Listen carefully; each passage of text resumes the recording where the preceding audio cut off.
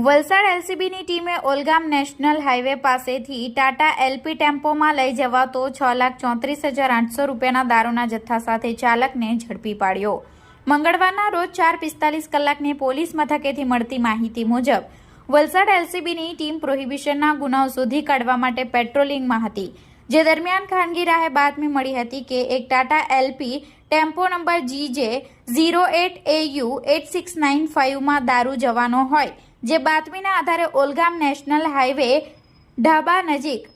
ટેમ્પાને watch ગોઠવી ઝડપી પાડ્યો હતો। ચાલક અને ટેમ્પો પોલીસ મથકે લાવી તમામ મુદ્દામાલની ગણતરી કરતા ટાટા એલપી ટેમ્પાની કિંમત 5,03,888 નંગ વિદેશી દારૂ જેની કિંમત 6,34,800, એક મોબાઈલ ફોન જેની કિંમત 5,000 મળી કુલ 11,39,800 રૂપિયાનો મુદ્દામાલ કબજે લઈ ચાલકને ઝડપી એકને વોન્ટેડ જાહેર કરી ડુંગરી પોલીસ મથકે ફરિયાદ દાખલ કરી છે।